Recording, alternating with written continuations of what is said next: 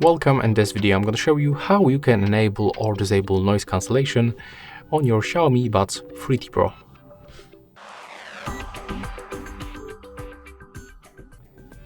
So you can do this in the two ways. The first one, you can just simply change this option by using this application, and you can just simply click on the noise cancellation, transparency mode, or just turn it off. But you can also do this by gestures. So you have to put both earbuds to your ears. I'm gonna do this with the left one, and you have to take a look for the gestures, and as you can see on the press and the hold on the left one, I can switch the noise cancellation. So how it works, let me just show you.